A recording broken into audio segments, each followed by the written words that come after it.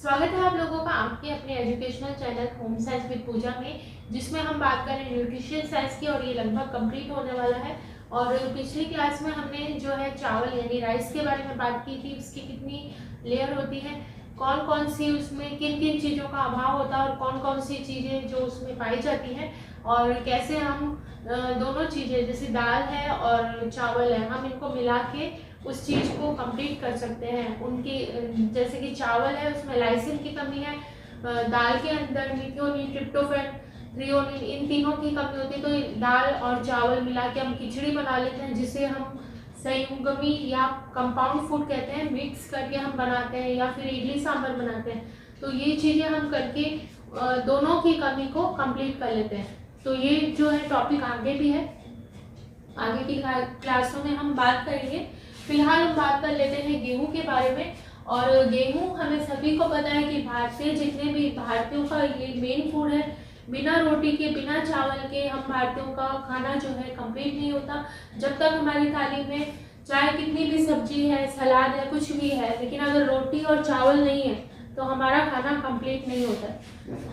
इसका कहने का मतलब ये है कि जो इंडियंस हैं उनका जो फूड है वो कार्बोहाइड्रेट युक्त है। हमारी जो थाली है उसमें ज़्यादा मात्रा किसकी होती है? कार्बोहाइड्रेट की होती है। लेकिन आप ये ध्यान रखिए कि हम अब जो चेंज कर दिया गया है, जो डेटा जो है वो काफ़ी चेंज कर दिया गया है। इसके बारे में मैंने पिछली क्लासों में बात की है कि क्या चेंज हुआ है। फूड पिरामिड में बहुत बड़ा चेंज आया है अभी रिसेंटली, तो वो आप उस फूड पिरामिड डाइट वाला जो चैप्टर है उसमें आप जाके चेक करें। तो चलिए अब बात कर लेते हैं। तो यहाँ पर हम बात करते हैं प्रोटीन। अब गेहूं में प्रोटीन कौन कौन सा होता है आपने देखा होगा। आपने अगर कभी बेसन है या फिर मैदा, तो उसी का ही रूप होता है सूजी। बेसन की आपने या फिर बाजरे की या मक्के की रोटी आपने बनाई होगी, आपने देखा होगा वो टूटने लगती है। हम पानी लगा लगा के उसको बेलते हैं। वो होता क्यों है? क्योंकि उसमें वो लसलसापन नहीं होता। क्यों? क्योंकि वो बाजरा है, बेसन है, मक्का है, इसमें वो ग्लूटेन प्रोटीन नहीं होता जो कि उसको एक लसलसापन दे। और ये लसलसापन ही उसको बाउंड करने का काम करता है, ताकि वो जो है एकदम अच्छे से मिल जाए और फिर हमारी जो रोटी है इजीली मिल जाए। तो इसी वजह से जो बाजरा है, मक्का है, इसकी रोटी बेलने में दिक्कत आती है। तो हम बात कर लेते हैं प्रोटीन। और ये प्रोटीन कौन सा होता है गेहूं के अंदर? ग्लूटेन प्रोटीन होता है, जो कि जो रोटी है या जो भी चीज़ हम बना रहे हैं गेहूं के आटे से, उसको लसलसापन देता है। और ये लसलसापन देता है। और ये जो ग्लूटेन प्रोटीन होता है इसके अंदर 10 से लेके 15% तक होता है। नेक्स्ट हम बात कर लेते हैं गेहूं की मिग्गी। गेहूं की मिग्गी क्या होती है? गेहूं के अंदर जो अंकुरण दिखाई देता है उसको हम गेहूं की मिग्गी कहते हैं। और ये अंकुरण जो होता है इसके अंदर विटामिन ई बहुत अच्छी मात्रा में पाया जाता है। ये विटामिन ई जो है बहुत अच्छी मात्रा में पाया जाता है। पेटेंट क्वेश्चन है, पूछा जा सकता है विटामिन ई जो है इसका सबसे रिचर सोर्स कौन सा है? तो वो कौन सा है? Vitamin E. ऐसे ही आपको सारे रिचर सोर्स अच्छे से ध्यान रखने हैं कि प्रोटीन का सबसे अच्छा रिचर सोर्स जैसे कि सोयाबीन है, उसमें 40% तक प्रोटीन होता है। तो हमें ये चीज़ें याद रखनी पड़ेंगी। आप एक लिस्ट बना लें इन चीज़ों की और उसको बार बार रिवाइज करें तो आपको लर्न होगा। नेक्स्ट, अब एल्ब्यूमिन जो है वो होता है किस किस के अंदर है? तो इस तरह से आप एक लिस्ट बना सकते हैं, जैसे गेहूं है, अंडा है, दूध है, इसमें एल्ब्यूमिन प्रोटीन पाया जाता है। इसके बाद में भारत में गेहूं से बने उत्पाद जो हैं अलग अलग होते हैं। प्रोडक्ट कौन कौन से यूज किए जाते हैं? तो भारत के अंदर जो पहला सबसे इम्पॉर्टेंट प्रोडक्ट वो है आटा, उसके बाद में आता है सूजी, फिर मैदा आता है, फिर दलिया। और आटा तो हम सभी जानते हैं। सूजी जो बाहरी लेयर होती है, गेहूं की जो बाहरी लेयर होती है उससे, जिसको हम भुस्सी बोलते हैं, उसका ये सूजी बनी रहती है। और ये जो मैदा होता है ये अंदर का पार्ट होता है, सबसे बारीक पार्ट होता है। इसीलिए जो मैदा भी गेहूं का ही पार्ट है, लेकिन इसको बहुत ज़्यादा पीस दिया जाता है। इसके अंदर जितनी भी चीज़ें, क्योंकि पीसने के बाद वो ख़त्म हो जाती है, इसमें रफेज वगैरह है, फाइबर वगैरह ख़त्म हो जाते हैं। तो ये हमारे लिए इसी वजह से अच्छा नहीं होता। और आपको सबको पता है कि वाइट पॉइजन क्या है? मैदा है, एक शुगर है और एक सॉल्ट है। ये तीनों ही वाइट पॉइजन का काम करते हैं। एक चीज मैदे को सुनकर आपको जरूर याद आ रही होगी कि मैदा क्या करता है, हमारा जो पैनक्रियाज है, पैनक्रियाज के बीटा सेल से जो लैंगरहैंस की व्यूपिकाओं से जो इंसुलिन हार्मोन निकलता है उसको नष्ट करने का काम कौन करता है, ये मैदा ही।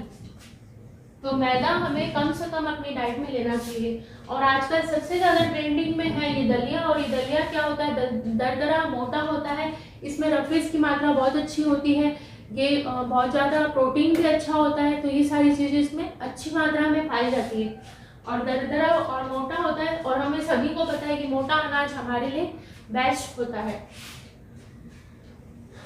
नेक्स्ट हम बात कर लेते हैं गेहूं के स्ट्रक्चर के बारे में। तो इसकी ये लेयर्स हैं, 3 लेयर होती है। पहली ये सबसे बाहरी लेयर है, बाहरी लेयर, ये मिडल है और ये सबसे अंदर की है जहां पर कि बोन होता है।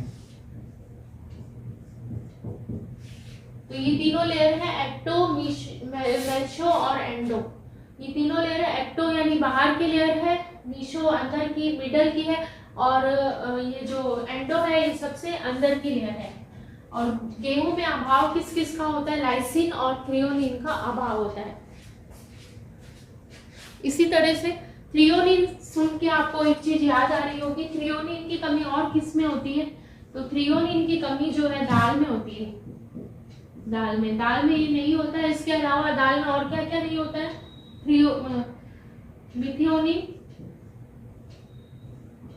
मिथियोनिन, थ्रियोनिन तो है ही, और एक ट्रिप्टोफैन। तो ये तीनों जो है पोषक तत्व इसमें नहीं होते हैं। और लाइसिन जो है चावल में नहीं होता है, साथ ही गेहूं में भी ये नहीं होता है। तो अभी हमने देख लिया था कि पेरिकार्प होता है। पेरिकार्प होता है क्या, आउटर लेयर होती है गेहूं की। तो ये पेरिकार्प जो होता है इसको और किन नामों से जाना जाता है, जैसे कि ये आपका पेरिकार्प है, ये और किस नाम से जाना जाता है, तो ये फ्रूट कोट, क्योंकि ये पेरिकार्प जो है बाहरी लेयर है। तो हम इसको इस तरह से याद कर सकते हैं कि एक तरह की कोटिंग होती है गेहूं के ऊपर। सही बात है, यही बात होती है। गेहूं के अंदर जो एक तरह की कोटिंग होती है वो ही जो है पेरिकार्प होता है। और ये अंदर का जो भ्रूण होता है, जो एम्ब्रियो होता है, उसको बचाता है कोई भी नुकसान होने से। आउटर ये हमें पता है बाहर का है, तो ये हमें याद हो ही जाएगा। इसके बाद में क्रॉस सेल है, फिर एंडोकार्प, इसके अंदर ये इस तरह से, तो एंडो भी बोल सकते हैं इसको, और पेरिकार्प तो है ही। इसके बाद में आपको याद रखना है, ये क्वेश्चन भी पूछा भी जा सकता है, ये वाला भी, कि मिलेट यानी जो साबुत अनाज है वो साल कब बनाया गया था, मिलेट ईयर कब बनाया गया था, वो बनाया गया था 2003 में। 2003 का जो साल था वो मिलेट ईयर यानी अनाज के रूप में अनाज डे के रूप में मनाया गया था। तो हम इसको कैसे लिखते हैं, अनाज को अनाज ऐसे लिखते हैं। यहाँ पर क्या लिखा है, अनाज, और ये लिखते समय इसको आपको याद रखना है, लिखना है। तो ये 3 है, तो आपको 3 याद रखना ही है। और ये मिलेट ईयर हमने बनाया था, तो 2000 वाला ही जो साल था वो हमें थोड़ा सा दिमाग में रखना पड़ेगा कि 2000 वाला साल जो था, और 2003 हमें याद रखना ही है। अब ये क्वेश्चन पूछा जाता है मोस्टली कि गेहूं में चोकर कहाँ पर होता है। तो जो चोकर होता है वो कहाँ पर होता है, पेरिकार्प यानी जो आउटर लेयर होती है उसी के अंदर होता है। और पिछली जो पिछली जो बोर्ड पे मैंने थोड़ा सा गलत बता दिया था, गेहूं के अंदर अभाव होता है लाइसिन और थ्रियोनिन, इन 2 चीजों का। ये 2 चीजें जो है गेहूं के अंदर नहीं पाई जाती है। इसी तरह से चावल में ये लाइसिन नहीं पाया जाता, थ्रियोनिन पाया जाता है।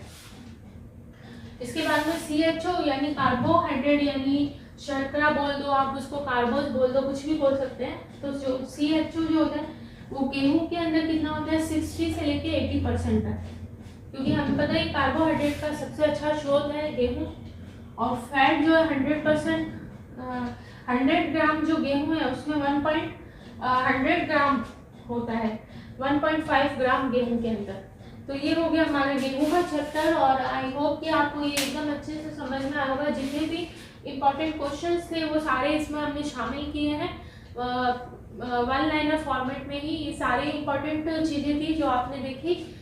कोई भी ये पूछा जा सकता है, आउटर लेयर पूछा जा सकता है, अंकुरण पूछा जा सकता है, इसके अलावा आपके ये मिलेट ईयर पूछा जा सकता है, ये पेरिकार्प होता क्या है, ये सब चीज़ें पूछी जा सकती है। इसी तरह के क्वेश्चंस बनते हैं एग्जाम में। तो आई होप, और ये जो आपको ये जो लेयर बताई है ये आपको याद रखनी कि पहली, दूसरी, तीसरी कोई भी पूछी जा सकती है कि गेहूं की दूसरी लेयर कौन सी है, तीसरी कौन सी है। तो हमें ये दिमाग में बिठा कर रखना है कि कौन सी है। तो जस्ट ये चीज़ें हमें ध्यान रखनी है। तो आज की क्लास में इतना ही, और इसी तरह से बने रहिए आपके अपने educational channel home science with Pooja के साथ, जिसका मूल मंत्र है ऑलवेज सक्सेस। मिलते हैं कल की क्लास में। Thank you so much.